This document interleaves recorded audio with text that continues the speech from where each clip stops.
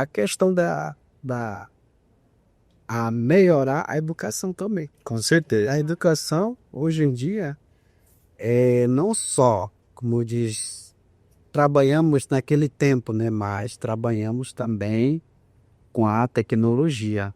Então, a gente tem que acompanhar a inovação. Os nossos alunos, né? Eles precisam ter esse conhecimento. Sim.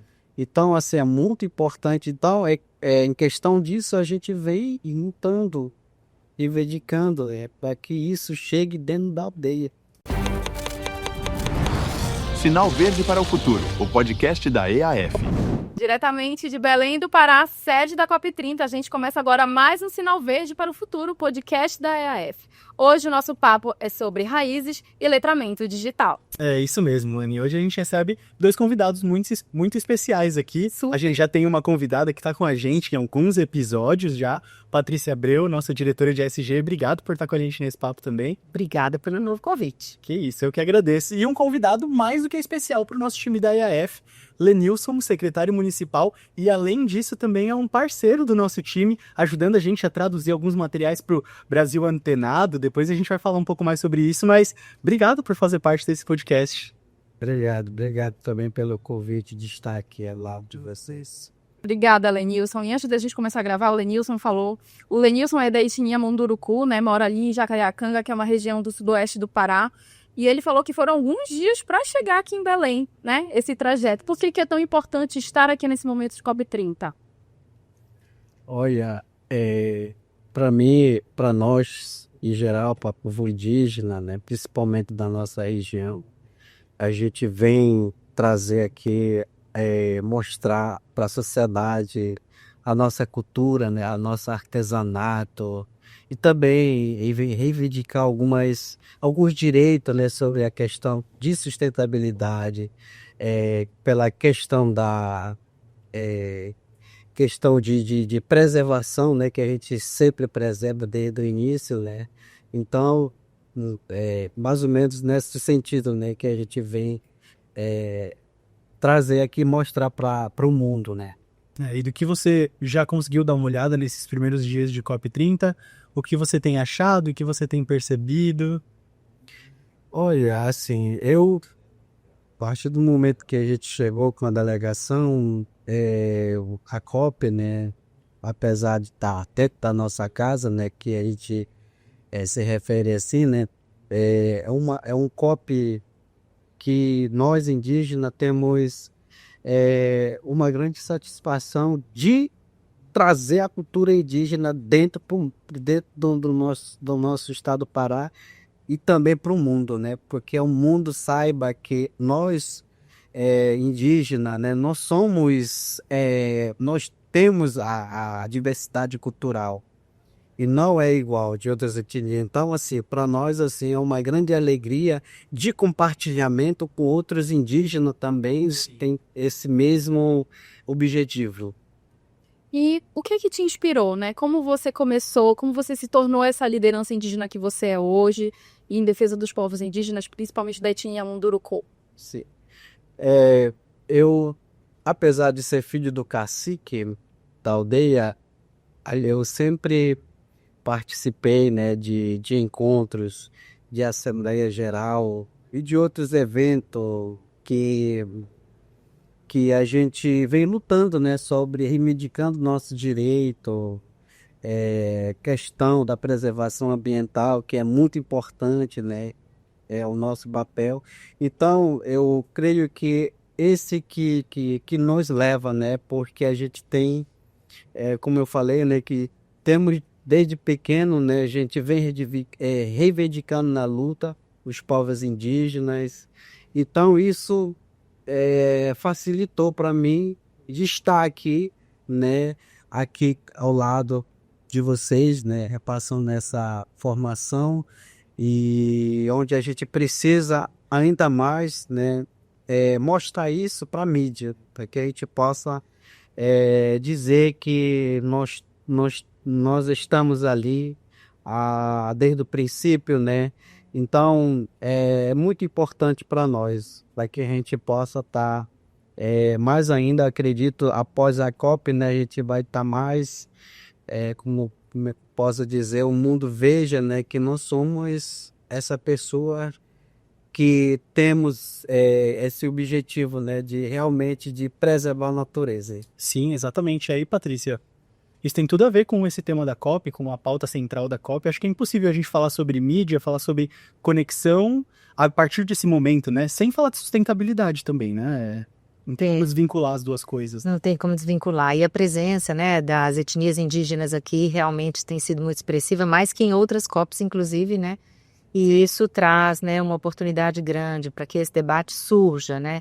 Não só sob o aspecto da demarcação das terras, da preservação cultural, mas também na potência de comunicação, né, das suas próprias culturas, línguas, etc., que existem e que possam ser, né, ditas e reconhecidas pelo país como um todo, né? Às vezes, algumas regiões do Brasil ficam muito distantes, porque não tem comunidade indígena muito perto, ou se tem perto, é uma comunidade que está dentro do centro urbano. Sim. E são comunidades, né, que convivem ali com a rotina da grande cidade de um jeito mais normal.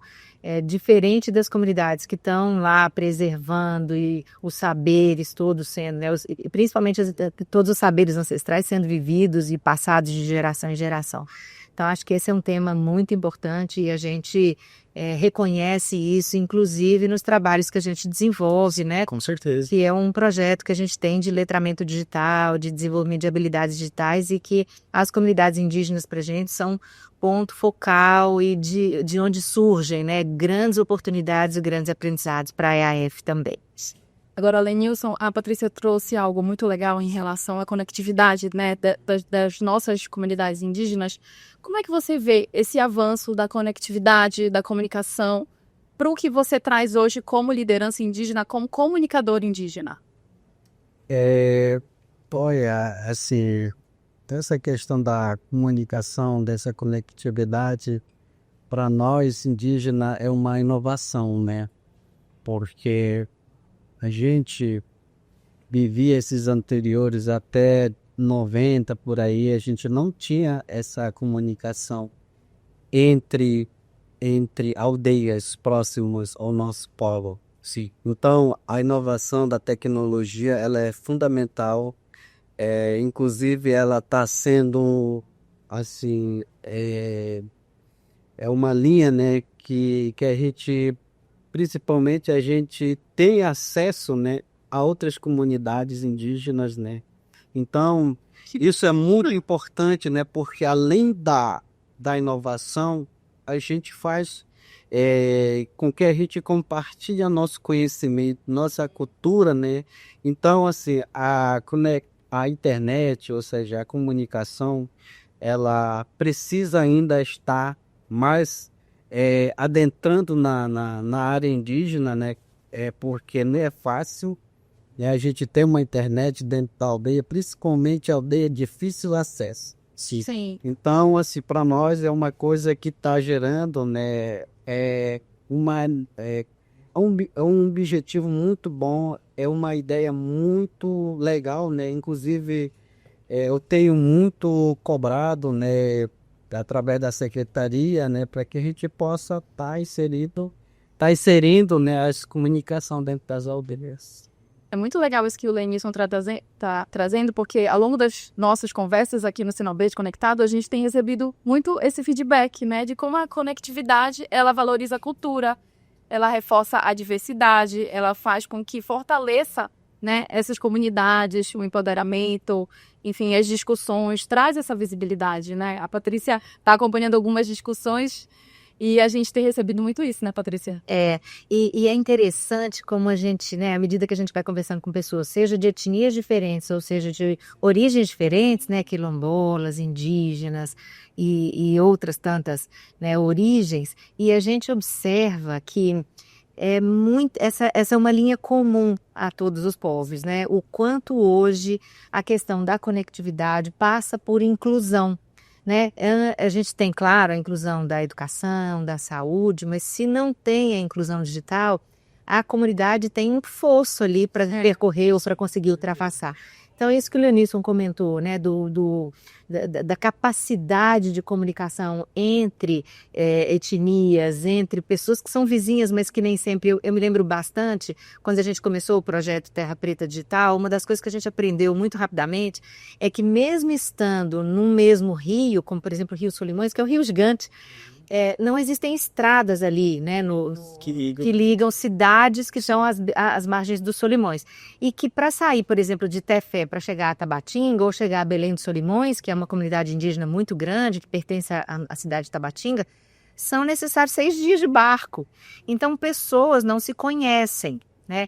E através da conectividade, sim, essas pessoas podem se conhecer ou estar conectadas, mas a gente, a partir do programa, né, do projeto de cidadania digital, do programa, a gente faz com que essas pessoas estejam juntas nos momentos para que elas dividam informações, para que elas passem por conteúdos sobre como identificar uma fake news, como, né, que é super importante, como acessar os mecanismos que garantem a cidadania digital para aquela comunidade, como o Gov ou os sistemas do Estado. Cada vez os estados estão mais digitalizados, né?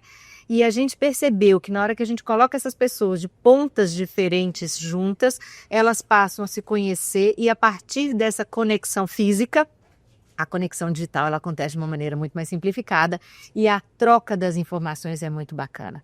Então eu vejo, ouvindo você, eu fico lembrando dessas experiências que a gente teve e você vê, são regiões diferentes, mas que existem necessidades comuns e que de fato é importante cuidar dessa conectividade para todos os povos, para garantir, né, o avanço social. E isso é uma forma de cuidar dos interesses também, você disse, né, é algo que eu tenho lutado, algo que eu tenho ido atrás para que isso não só permaneça, mas também melhore, né? Sim. Conta pra gente um pouco, Lenilson, como que surgiu, como despertou esse interesse de fato lutar, e atuar mesmo em defesa dos interesses dos povos originários?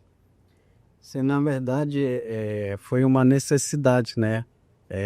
De que a gente corresse atrás e ainda estamos correndo atrás, né? Para que as aldeias, né? Principalmente as aldeias, elas são divididas, né? Por exemplo, tem um polo e dentro desse polo, ao lado da região, nós temos 3 regiões diferentes. Povo indígena, né? Munduruku. Sim. Então, assim, a gente tenha sofrido muito, né? Pela ausência dessa conectividade. E aí, desculpa, mas quais os sofrimentos, as dificuldades, as barreiras que fez com que você, de fato... Olha, as dificuldades são pela questão de se comunicar com outras aldeias próximas e de outras regiões. Sim. Dentro da aldeia Terra Indígena Munduruku, tem 3 regiões. E uma aldeia muito extensa, é uma aldeia que exige mesmo, né, as dias de locomoção, de a gente chegar às outras aldeias. Tem aldeias que a gente não consegue chegar. Então, assim, essa é uma necessidade de a gente estar inserido. A inclusão digital dentro das aldeias. E outra coisa, a questão a melhorar a educação também. Com certeza. A educação, hoje em dia, não só, como diz, trabalhamos naquele tempo, né? Mas trabalhamos também com a tecnologia. Então, a gente tem que acompanhar a inovação. Os nossos alunos, né? Eles precisam ter esse conhecimento. Sim. Então, assim, é muito importante. Então, em questão disso, a gente vem lutando e dedicando para que isso chegue dentro da aldeia. Não na minha aldeia, também outras aldeias, claro, com certeza. Então, foi essa necessidade que a gente vem, que a gente possa estar aqui, né, reivindicando para que as aldeias tenham essa tecnologia. É muito legal isso que o Lenilson trouxe aqui pra gente, porque a gente vem falando muito sobre como a conectividade auxilia o acesso a bens essenciais, como a educação, né? como a educação, como a segurança pública, com a saúde também, né? Acesso a serviços, como a Patrícia trouxe, ao Gov, que é o serviço do governo federal, que, enfim, está cada vez mais digitalizado, né, Patrícia? É isso, né? A gente percebe que a vida social hoje, ela não vai se resumir nunca a acessar as redes sociais, a fazer posts, etc. E essa necessidade de fazer com que essa conexão aconteça, seja entre povos, seja entre regiões e comunidades, nas nossas discussões aqui, a gente vem vendo muito assim a possibilidade de perpetuação da cultura, né? A perpetuação daquela ancestralidade, daquele saber original, de forma que, claro, vocês, né, vivendo em comunidade, conseguem transmitir isso para os filhos dos filhos dos filhos dos filhos dos filhos. Mas como é que isso expande as fronteiras, né? Principalmente para a gente que não vive em mesmas regiões e que a gente fica distante, mas que a gente poderia estar muito mais entendendo e compartilhando tudo que é importante para as diversas comunidades que compõem o Brasil hoje, né? Então eu vejo também que a conectividade traz para a gente uma riqueza cultural muito grande, sem que a gente tenha que impor nada para nenhuma cultura, nem vocês, nem outras culturas em relação a vocês, ou em relação não importa, mas é de fato o fortalecimento cultural que vale trabalhar por ele, né? E isso a conectividade permite com que sejam expandidos esses horizontes todos, né? Exatamente. E também um trabalho de desmistificar muita coisa, né, Lenilson? Eu acredito que muito do que você faz também passa por isso, né? E eu acho que a internet, hoje em dia, tem um papel fundamental para desmistificar e resolver diversos assuntos que em algum momento estavam no escuro, né? E a internet ajuda a trazer essa luz, né? Sim, exatamente. Essa inovação, né, a gente consegue ter acessos tanto à saúde, tanto à educação, como foi mencionado aqui, né? Então, assim, traz uma facilidade para nós, de tanto também de compartilhamento, né? Compartilhamento de outros povos indígenas que a gente não tinha acesso, mas hoje em dia a gente tem essa aproximação pela questão da tecnologia.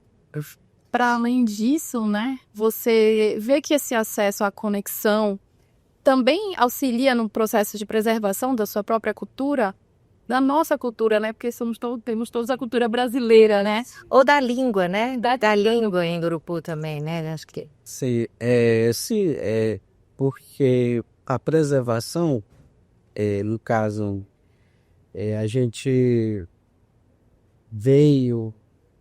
reivindica, como falei, também a gente a conectividade, ela mostra também, né, aonde a gente quer realmente mostrar, né, as regiões como foram a minha região, né, que foi sofrida muito pela questão de garimpo, entendeu? Outra situação, destruição, né, impacto ambiental. A internet, ela trouxe para nós uma facilidade de mostrar para a sociedade que realmente o que está acontecendo em nosso território. Então, assim, essa parte também ela ajuda muito, né, na parte da divulgação de matéria, na verdade. Sim, sabe?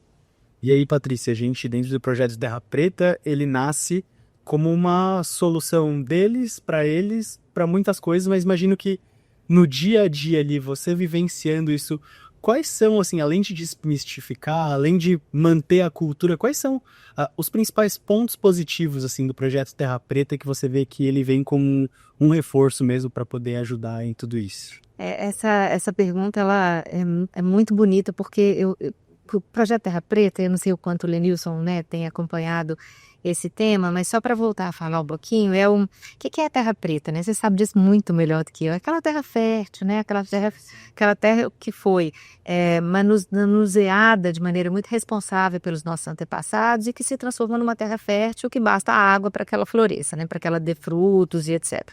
A gente pegou o nome Terra Preta, né, como uma analogia a esses novos tempos digitais, então por isso que o programa chama Terra Preta Digital, de forma que a gente possa sugerir, né, às comunidades ou estimular as comunidades a serem a terra preta digital desse futuro, que são as pessoas, né? O uso da internet, o uso da conectividade é feito pelas pessoas, não pela terra efetiva, mas pelas pessoas, e é uma provocação importante para a gente e para todas as pessoas que a gente acaba tocando, de forma que a gente consiga estimular para que sejam pessoas que gerem frutos digitais, né? Então, esse trabalho é um trabalho onde a gente descobre, a cada região que a gente chega, a gente descobre uma face nova, né? Então, todo o trabalho que é desenvolvido aqui no Pará é diferente do trabalho do Amazonas, que é diferente do trabalho de Roraima, porque as pessoas são diferentes, a Amazônia são muitas, né? E respeitar essas diferenças e ver cada comunidade levando ou gerando seus frutos a partir do digital, vai variar sempre de comunidade para comunidade. Então, o que a gente faz essencialmente, a gente aborda e a gente traz para perto comunicadores indígenas, comunicadores populares, educomunicadores, que saem das suas comunidades, se encontram conosco em encontros presenciais e depois tem encontros online nas próprias comunidades, e eles formam uma rede que se fortalece para que eles influenciem outros da própria comunidade. Não é só aí que está a beleza, mas a gente também mostra como é que é possível criar, por exemplo, web rádio, de forma que aquela comunidade possa criar uma rádio baseada na internet e a partir dessa rádio possam ser trocadas informações, possam ser informação possa circular da Amazônia para a Amazônia, porque o consumo de conteúdo vindo do Sudeste, de outras regiões ou das capitais do Norte, não importa, ele já existe, né? É comum a gente consumir as notícias da capital ou consumir as notícias de outras regiões, mas as notícias e as informações dessa Amazônia que vive, né, talvez mais isolada para ela mesma, é que é uma das outras coisas que a gente tem visto que tem trazido frutos muito bacanas. A gente está até, Leilson, na Cúpula dos Povos, o programa Terra Preta está lá numa das salas na Universidade Federal do Pará, e lá eles estão gerando conteúdo da TV Terra Preta e da Rádio Terra Preta, de forma que outras rádios web que já foram criadas a partir desses encontros estão repercutindo, estão utilizando aquele conteúdo que está sendo gerado aqui em Belém para levar para as suas comunidades. Então lá tem entrevistas, tem podcasts, tem debates, plenárias, tudo para falar da Amazônia para a Amazônia, né? Ontem a gente estava com as irmãs de Notre Dame, lá do Marajó, que estão desenvolvendo um trabalho em parceria lá com o grupo do Terra Preta, levando mais informações, né? E a gente sabe que a internet tem sempre coisas boas e coisas ruins. Como é que a gente separa isso e mostra para essa juventude a responsabilidade que eles têm no uso da internet de uma maneira produtiva para a sua comunidade?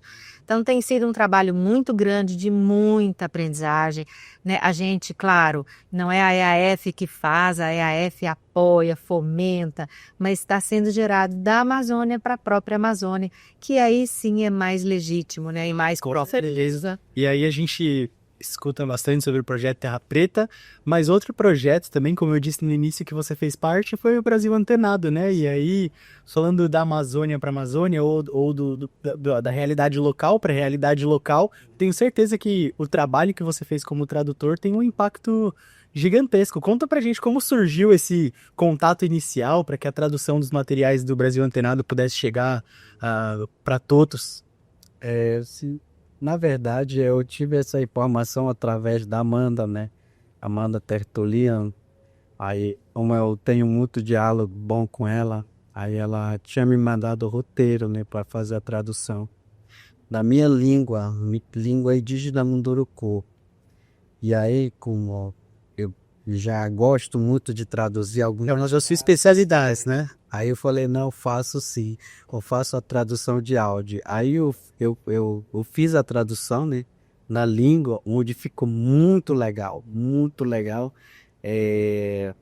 traduzido, né, na língua indígena, onde a minha etnia possa ouvir, né, porque muitas informações que a gente não consegue memorizar, a gente não consegue entender, porque a língua não indígena, ela é muito complexa. Sim. Então, assim, os anciões e outras lideranças, ele não consegue entender o que é site.